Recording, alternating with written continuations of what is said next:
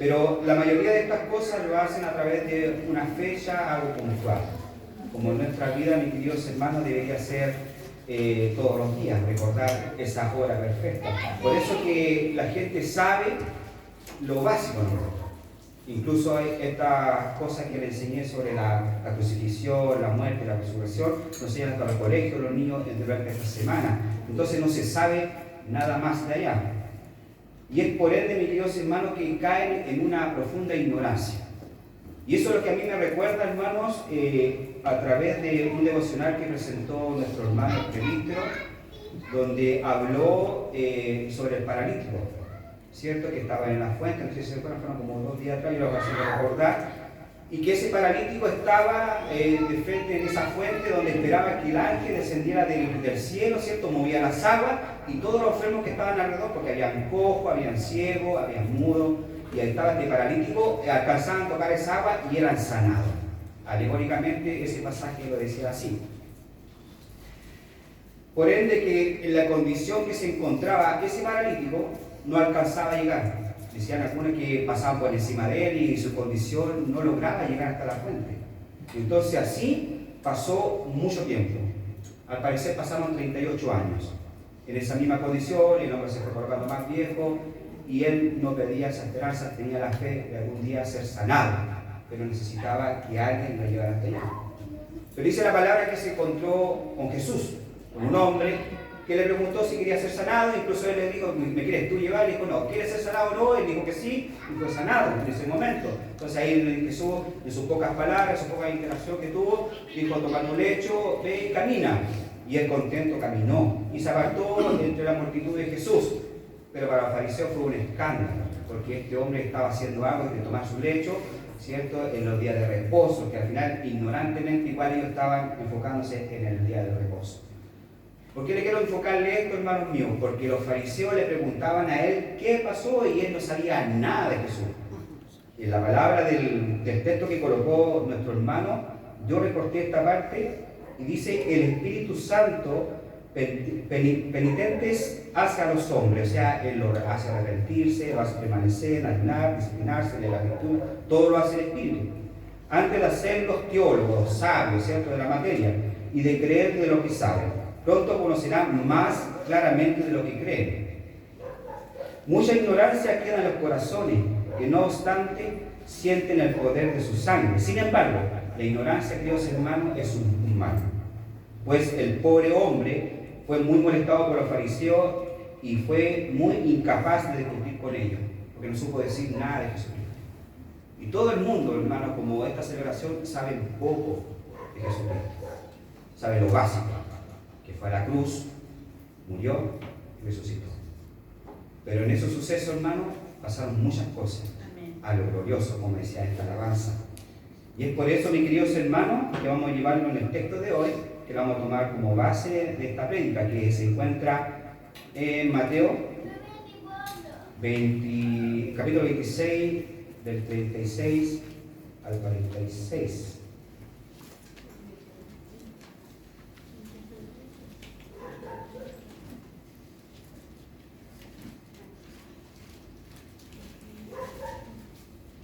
¿Alguien le quiere dar lectura?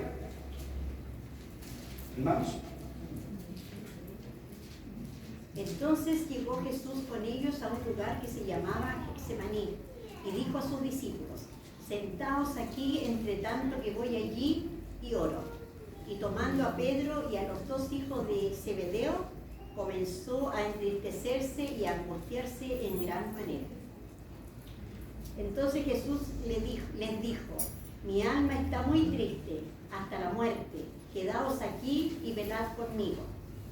Yendo un poco adelante, se postró sobre su rostro, orando y diciendo, Padre mío, si es posible, pase de mí esta copa, pero no sea como yo quiero, sino como tú.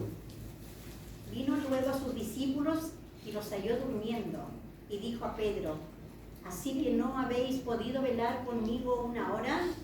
Velad y orad para que no entréis en tentación. El espíritu, la verdad, está dispuesto, pero la carne es débil.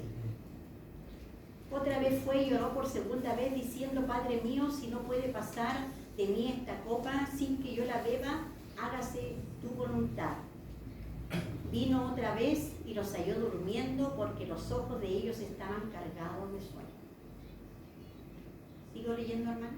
Amén. Amén. Y dejándolos, se fue de nuevo y oró por tercera vez, diciendo las mismas palabras. Entonces vino a sus discípulos y les dijo: dormid ya y descansad. He aquí ha llegado la hora y el Hijo del Hombre es entregado en manos de pecadores. Levantaos, vamos, ved, se acerca el que me entrega. Amén. Amén. En estos pasajes, queridos hermanos, pasaron varios sucesos cruciales. ¿Ya? Estos pasajes vamos a hablar de la vida de nuestro Señor Jesús. Encontramos a nuestro Salvador en el jardín de Getsemaní, con una profunda angustia, como leyó nuestra hermana, ¿cierto? Y este suceso pasó todo antes del arresto y de su crucifixión. Si contextualizamos esta situación, queridos hermanos, fue la noche anterior de su sacrificio, y todos los eventos que se desarrollaron ahí fueron significativos para todos ellos, y entender su sumisión, tanto como su naturaleza divina, como también su naturaleza humana, ¿cierto? Sabemos por nuestras clases que tenemos su Dios trino, ¿cierto? Que cuando estuvo aquí en la tierra fue 100% Dios, porque hacía los milagros, su poder cambiaba, resucitaba, sanaba, y también 100% hombre. Como ya sabemos, mis queridos hermanos, eso se habla sobre la kenosis, ¿cierto? Una transformación, un vaciamiento, es un despojo de su gloria para poder andar en este mundo como hombre, pero él jamás dejó de ser Dios, siempre fue Dios. Esa se encuentra claramente en Filipenses 2, versículo 6, que por el tiempo no lo vamos a leerlo, pero ahí lo detalla. Y para hacerlo más breve, dice, vino para venir al mundo como siervo, así vino Dios, como siervo, y de lograr una gran obra que tiene el Padre, o tenía el Padre para con sus hijos, para todos nosotros, y para su Hijo, que es para Jesús, para llevarse a cabo el pecado del mundo por única vez y para siempre. No había más sacrificio. Eso fue lo que sucedió días antes, el día anterior. Logramos salvarnos también a través de su ira y de consolarlo para tener una comunión para siempre. Y también refiriéndolo de su salvación, podemos decir que fuimos salvados por Dios y salvados de Dios. ¿Me entienden? Fuimos salvados por Dios y salvados de Dios, porque Dios tenía una ira sobre el pecador. Y era esto lo que le incomodaba a Jesús. No era por los sucesos que él iba a pasar como dolor, como sacrificio, sino que iba a tomar la ira. En Isaías 53, 6, dice su palabra: todos nosotros nos descarriamos como ovejas, cada uno se apartó por su camino, mas Jehová cargó en él el pecado de todos nosotros. Eso era lo que a Jesús le angustiaba y lo entristecía de hacer. Que iba a llegar el momento que, siendo él hombre que jamás pecó, fue tentado pero no falló, ¿cierto? Pero iba a tomar esa ira, esa copa, y se le iba a llevar a sus hombros, y iba a sentir la sensación. En su humanidad, queridos hermanos, en Jesús, en Mateo 26, 36 a 38 dice: entonces Jesús fue con ellos a un lugar llamado Getsemaní, y dijo a sus discípulos: sed aquí y velad conmigo. Tomó consigo a Pedro y a los dos hijos de Zebedeos y comenzó a entristecerse y a angustiarse. Primero que nada lo llevó a un lugar especial, al jardín de Getsemaní, que ese era un lugar que significaba prensa de aceite o hogar de aceite. Allí era un huerto de olivo, era un jardín. Y ese lugar, queridos hermanos, era especial para Jesús, porque muchas veces se reunió con sus discípulos a orar, a enseñar. Era como un lugar de retiro, hermanos. Era un lugar especial para él. Jesús sabía que venían momentos difíciles y cruciales tanto por el fracaso de sus discípulos que iban a vivir. Pedro, a través del temor, de la desesperación, por los aprobios, tomó la decisión de negarlo. Donde Jesús ya le había profetizado días anteriores que lo iba a negarlo 3 veces antes que cantara el gallo. Ya se lo había advertido, ya se lo había dicho. Incluso ese suceso, él como que se escandalizó. Incluso dijo, si o aquello te negaren, yo no te voy a negarte, ni con mi muerte te voy a negarte. Estaba seguro. Pero ya se lo había advertido, pero no escuchó. Judas, a través de su aprobio, de su ambición, lo vendería por 30 monedas de plata. También falló como discípulo. Sus discípulos se esparcieron por temor y tristeza. Vieron que Jesucristo fue arrestado, ellos se dispusieron. Y ya se lo había dicho también anteriormente en Zacarías 13:13, también se lo había profetizado, donde decía, levántate, oh espada, contra el pastor y contra el hombre, compañero mío, dice Jehová de los ejércitos, iré al pastor y serán dispersadas las ovejas, y así haré volver mi mano contra los pequeñitos. Toda la humanidad, sus discípulos, fallaron en su contexto. Ellos fueron enseñados por el mismo Jesús, pero falló. Eso nos enseña, queridos hermanos, que nosotros como humanos fallamos. Fallamos porque nos falta oración, nos falta tomar atención, nos falta reflexionar, convencerlo, confianza. Fallamos. Pero Jesús no. Como carnal, en su naturaleza humana, tenía que experimentar dolores, la opresión, la humillación, tormentos físicos como tormentos psicológicos. Pero realmente, queridos hermanos, no era esto lo que él entristecía, no era lo que le angustiaba. No tenía miedo a la muerte. Definitivamente Jesús no tenía miedo a la muerte, sino que realmente lo que le entristecía de gran manera y se angustiaba era que iba a llegar el momento de tomarse esa copa. La ira. Muchas veces lo alivianamos este tema, pero hay una ira de Dios sobre el impío, sobre el enfermo, sobre el pecador. No hay ninguna parte donde dice que él ama al pecador, sino que él está irado con el pecador. Esta copa de ira divina era en contra del pecado, tenía que llevarse a su cuerpo el pecado de muchos, no del mundo, sino que de muchos, y la maldición por los malditos. Aquí vemos, queridos hermanos, la fragilidad de las emociones humanas de Jesús como humano. A pesar de ser el Hijo de Dios, siente miedo y tristeza. La humanidad de Jesús se manifiesta en su angustia. Reconoce esto que nos permite entender que Él puede identificarse con nuestro sufrimiento. Él no sabe, hermano. Él sabe que tenemos esta enfermedad, Él sabe que tenemos estas tribulaciones, Él sabe que tenemos el pecado, Él sabe que tenemos este sufrimiento, Él sabe todas las cosas, hermano, porque Él se lo vivió. Y Él lo entiende a nosotros. Él lo entiende. Ese fue su objetivo como hombre, entendernos a nosotros. Dios de alguna manera no puede interactuar con el pecado porque Él es santo, Él no sabe de pecado, los ángeles no saben de pecado. Pero Jesús sí sabe. Lo sabe no es porque Él anduvo en pecado, sino que tomó tu pecado, mi pecado, nuestro pecado como iglesia y se lo llevó a su cuerpo, a su vida. Por eso Él lo sabe, la falla. Pero Él lo reconoce y Él lo entiende. Por eso es muy importante, queridos hermanos, la oración y la comunión con el Padre. Mateo 26:39. Si seguimos leyendo, dice, yendo un poco más adelante, se postró sobre su rostro, orando, diciendo, Padre mío, si es posible, pasa de mí esta copa, pero no que no se haga como yo quiera, sino como tú quieres. En alguna situación, acá se le estaba manifestando la situación humana, pase de mí esta copa.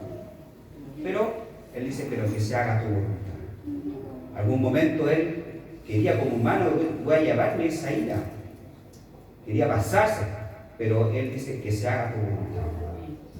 La copa, mis queridos hermanos, frecuentemente en el Antiguo Testamento, el símbolo de ira divina en contra del pecado, lo podemos ver en Jeremías 25, versículos 15 y 16. Dice así,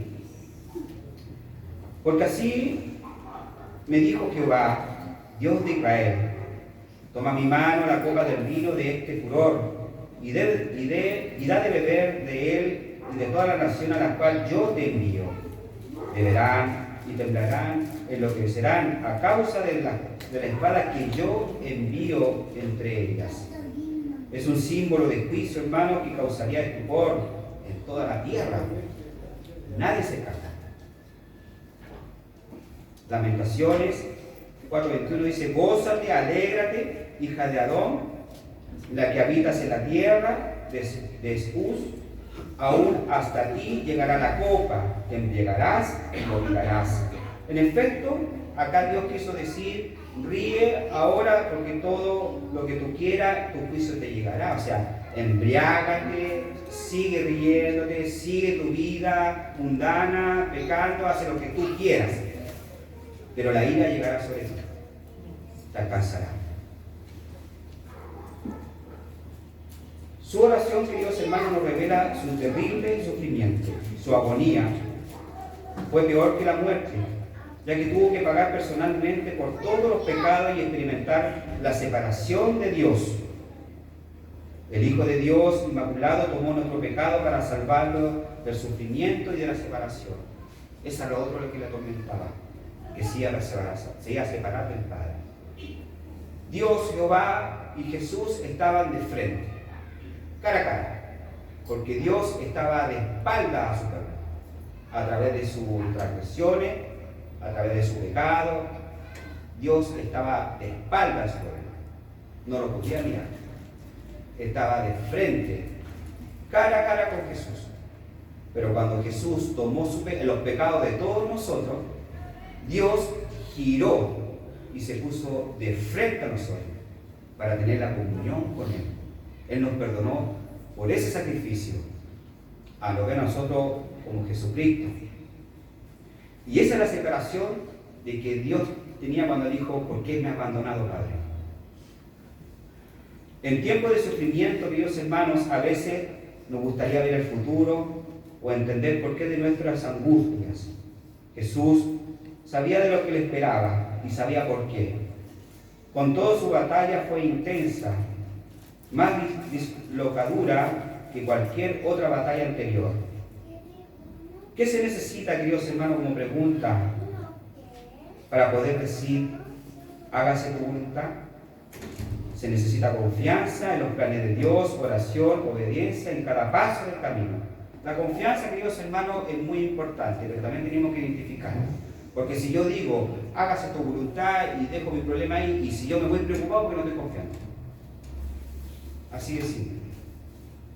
Porque si yo le digo a Dios que se haga su voluntad y yo me quedo preocupado, yo sigo maquinando y trato de muñequear la mano de Dios, de alguna otra manera. Pero si yo le digo que se haga su voluntad y yo quedo en paz, es porque yo confío en Él. Porque dice su palabra que su voluntad es agradable y perfecta.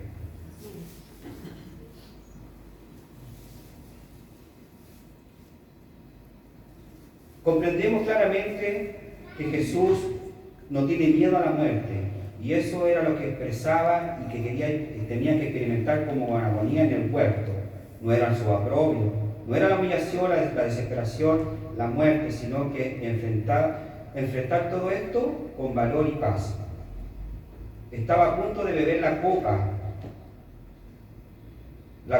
que el Padre había preparado, y esto implicaba de llevarse los pecados de muchos en sus hombros.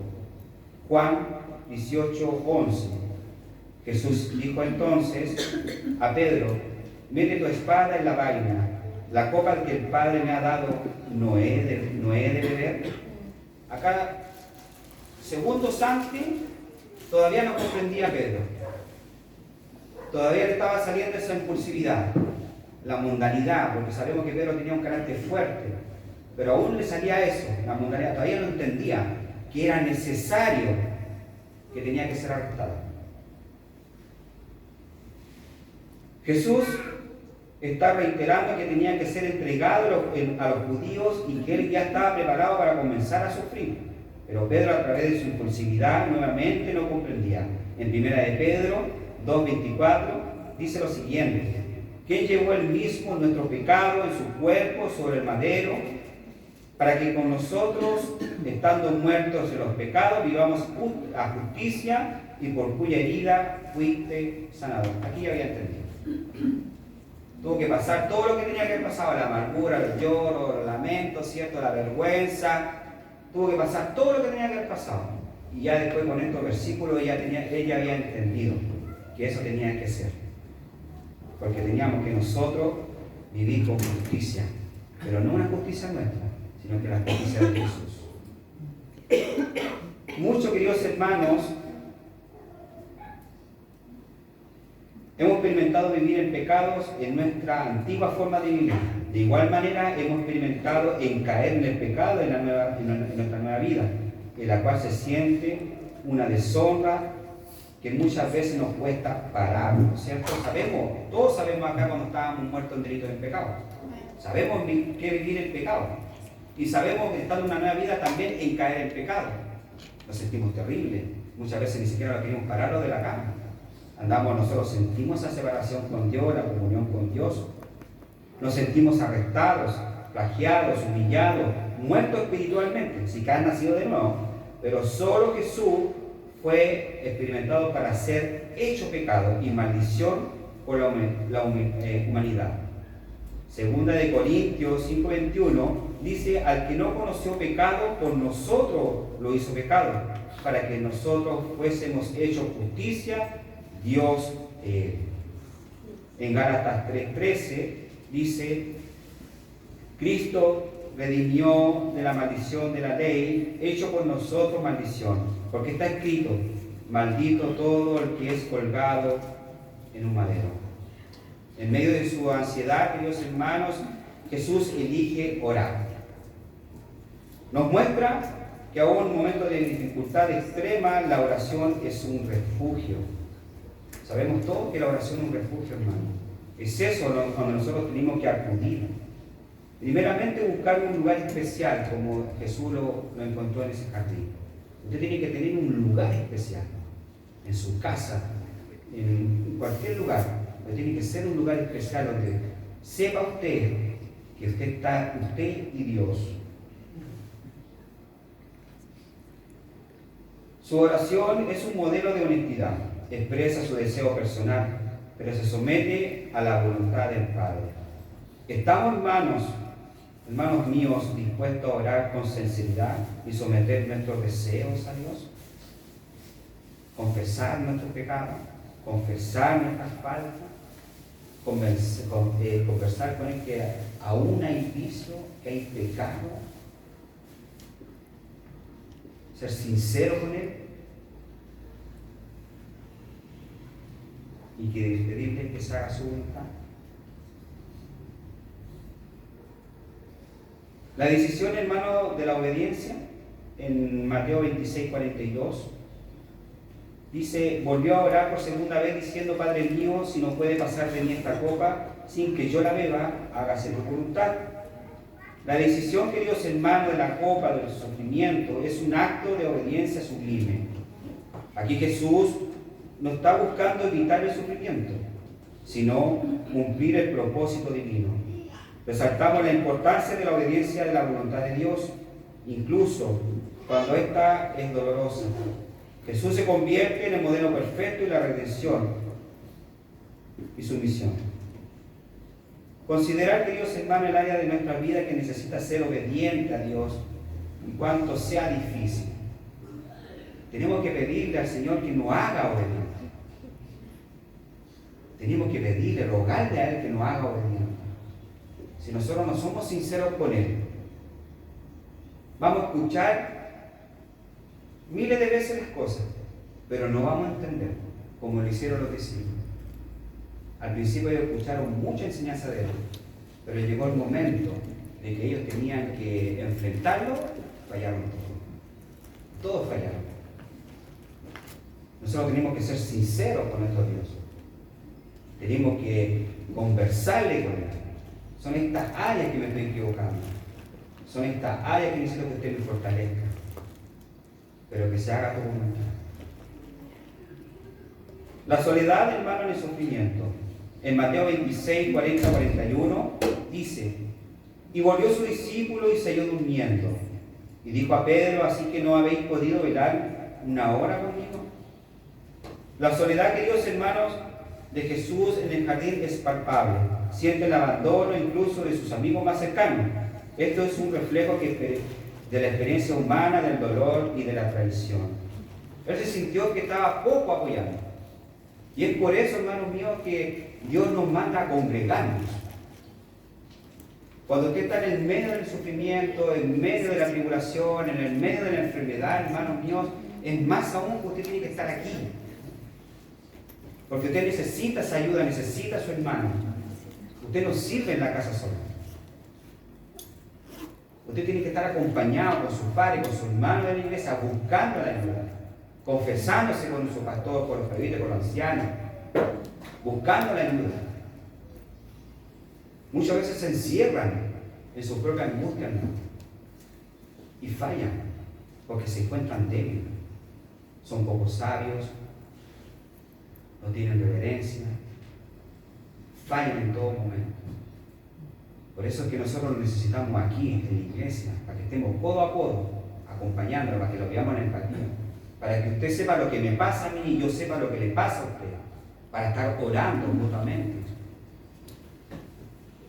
Yo sé que es difícil, hermano. A veces lo avergonzamos de nuestras cosas y es difícil comentarlo. Pero primeramente coméntaselo a Dios. Y si usted tiene el valor, coméntalo también a tu iglesia, para que nosotros estemos en ayudar en oración.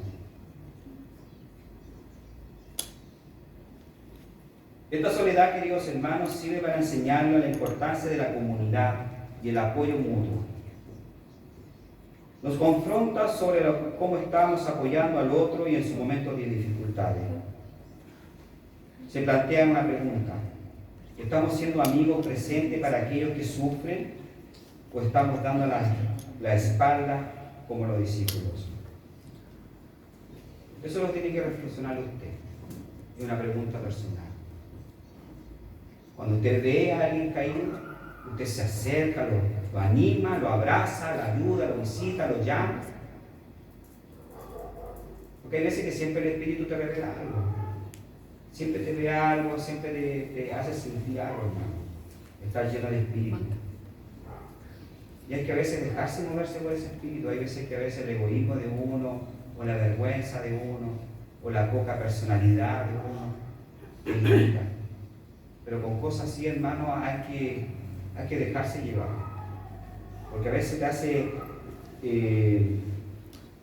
ver cosas donde uno tiene que estar orando. Allí me pasó algo muy, muy puntual, reflexionando sobre esto. Como ustedes saben, yo tengo un hermano que ya está con una enfermedad complicada. Y tengo unos par de amigos, adultos mayores, que también estaban pasando por la misma necesidad, pero ellos son cristianos. Mi hermano, poco. Y él lo veo y él está como muerto en vida. No quiere nada, está angustiado, está triste, porque no confía. A lo mejor su anhelo es ser sanado. Y muchas veces nosotros queremos otra cosa. Pero la voluntad del Padre es distinta. Nosotros los cristianos creemos en una ciudad. Creemos donde hay un lugar donde no va a haber sufrimiento, enfermedades, contienda, tristeza, pleito, cero, no va a existir nada de eso. Y lo vamos a encontrar con todo. A veces nosotros queremos que Dios haga nuestras cosas, lo que nosotros queremos, y olvidamos su voluntad. Pero en la Biblia hay promesa.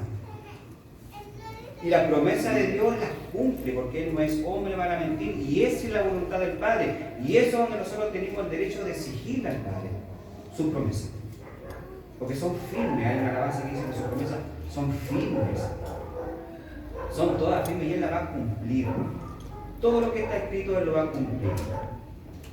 Y hablando con estos amigos que son cristianos, su esposo, conversando por videollamada, en ese justo momento murió la señora. Pero él estaba muy tranquilo, sabía de que la voluntad del Padre era llevársela y yo me daba cuenta de las personas que realmente confían en Dios y las personas que no confían en Dios. Cuando la gente quiere buscar sanaciones, cuando la gente quiere buscar otro tipo de necesidades. Pero cuando uno vive con Cristo, todas estas cosas son distintas, hermano. La experiencia, queridos hermanos, que Jesús en Getsemaní es un recordatorio de amor sacrificial de Cristo y su disposición a entregarse por nosotros. Juan 19:30 dice: cuando Jesús hubo tomado el vinagre, dijo: consumado es, y habiendo inclinado la cabeza, entregó el Espíritu. Debemos acudir, queridos hermanos, en oración, buscar su voluntad, incluso cuando sean tan difíciles estas cosas. Hay cosas que son muy difíciles, hermano. Nosotros lo entendemos. Hay veces que a veces uno habla sin colocarse el zapato del otro. Y a veces conversando con mi hermano, yo sé que para él es difícil, para mí es fácil decirlo. ¿Cierto? Es fácil decirlo. Y la barriga, ese ánimo, confía. Él es el que está enfermo. Pero lo que yo sí sé, que tengo un Dios real. Que tengo un Dios que me va a fortalecer. En el medio de la tribulación me va a salvar. En el medio de todo lo que yo esté pasando, Él va a tener el control. Y debemos solamente confiar en Él, porque su voluntad es agradable. Tenemos que entregar todas nuestras luchas, hermanos, el sufrimiento y nuestro sufrimiento, quizás a través de una oración, en un altar, consejería, o simplemente conversar con alguien. Porque sabemos nosotros que estando conversando, orando, dos al medio estará Él. Oremos, hermanos.